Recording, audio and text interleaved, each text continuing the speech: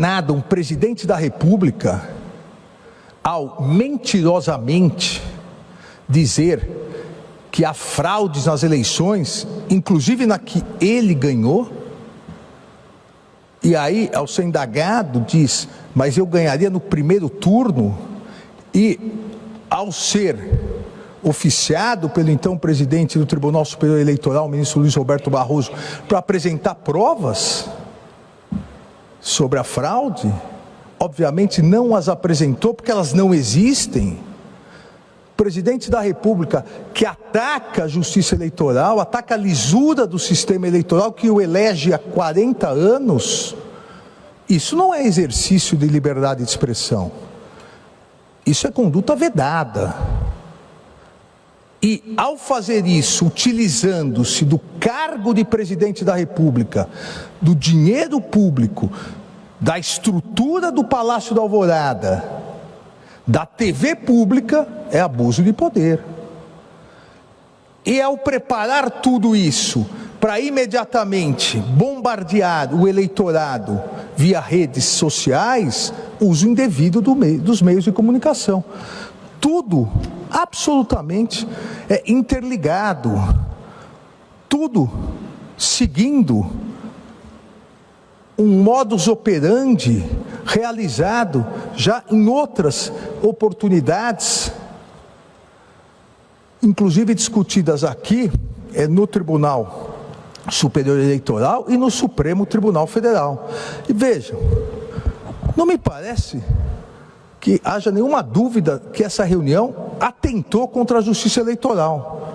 Tanto que o Tribunal Superior Eleitoral, por unanimidade, em fevereiro, o Tribunal Superior Eleitoral referendou e manteve a decisão que entendeu que essa reunião e essa propaganda, essa divulgação depois de desinformação eram ilícitas.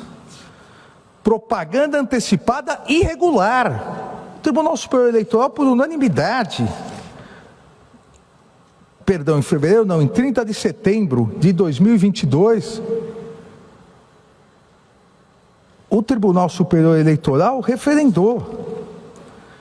Comportamentos que tenham alguma conotação eleitoral, diz a ementa, e que sejam proibidos durante o período oficial de campanha, são igualmente proibidos na fase antecedente da pré-campanha, ainda que não envolvam pedido explícito de voto ou não voto. E ainda, a deslegitimação do sistema a partir da construção de fatos falsos, forjados para conferirem estímulos artificiais de endosso a opiniões pessoais, é comportamento que já não se insere no legítimo direito à opinião, dúvida, crítica e expressão, descambando para a manipulação desinformativa via deturpação fática em grave comprometimento da liberdade de informação e com aptidão para corroer a própria legitimidade da disputa em si. O tribunal já havia reconhecido as premissas que haviam sido fixadas em 2021, aplicáveis a esse julgamento e aplicáveis hoje. Eu insisto sempre, me torno até repetitivo, que liberdade de expressão não é liberdade de agressão. Liberdade de expressão não é consagração da desinformação. Liberdade de expressão não é ataque à democracia, não é ataque aos pilares da democracia, não é ataque a independência do Poder Judiciário, como bem salientou a eminente vice-presidente e ministra Carmen Lúcia, não há democracia sem Poder Judiciário independente. Liberdade de expressão não é ataque ao Poder Judiciário, à sua independência, principalmente por um presidente da República, candidato à reeleição. E aqui é importante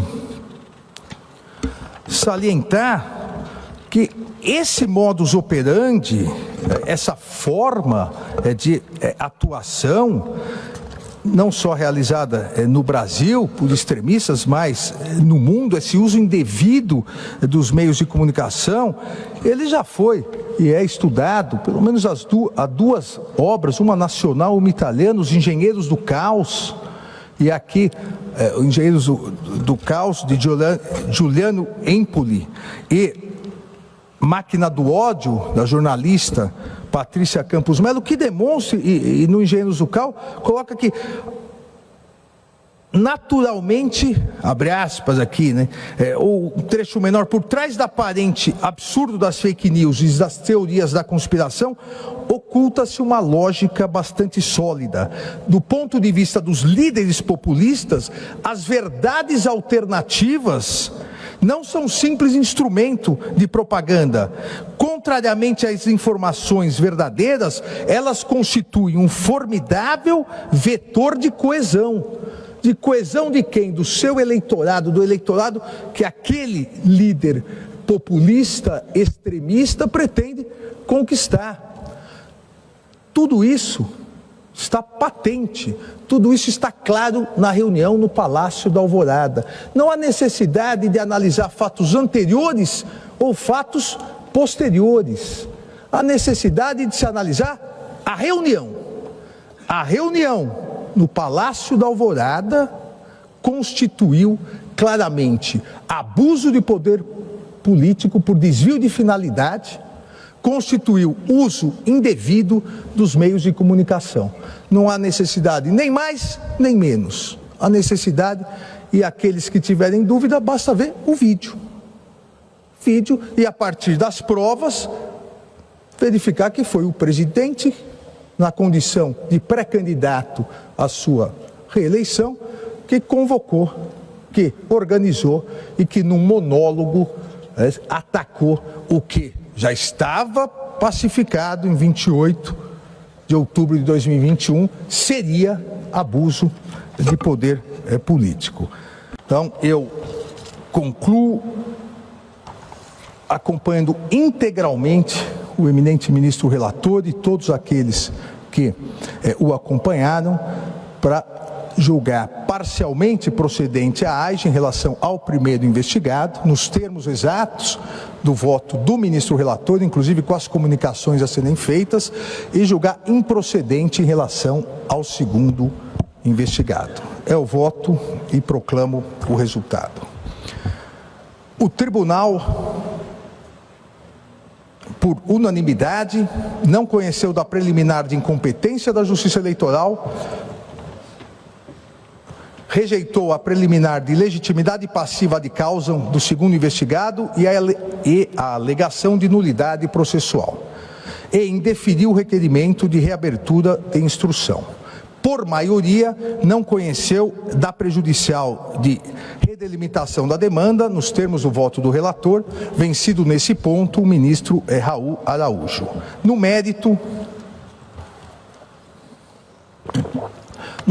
também por maioria, julgou parcialmente procedente o pedido para condenar o primeiro investigado, Jair Messias Bolsonaro, pela prática de abuso de poder político e pelo uso indevido de meios de comunicação nas eleições de 2022 e declarar sua inelegibilidade por 8 anos seguintes ao pleito de 2022, deixando de aplicar a cassação do registro de candidatura dos investigados exclusivamente em virtude de a chapa beneficiária das condutas abusivas não ter sido eleita e deixando de declarar a inelegibilidade do segundo investigado, Walter Souza Braga Neto, em razão de não ter sido demonstrada sua responsabilidade para a consecução das práticas ilícitas comprovadas nos autos.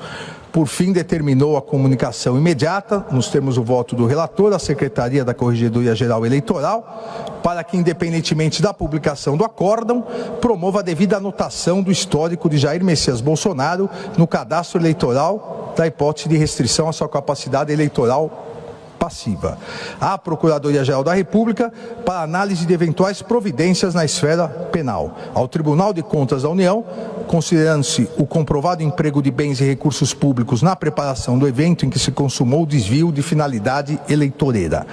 E a mim, na condição de relator do STF, dos inquéritos 4878 e 4879, ao ministro Luiz Fux, na condição de relator da petição 10477, para a ciência e providências que entenderem cabíveis nos termos do voto do relator. Vencidos os ministros Raul Araújo e Nunes Marques,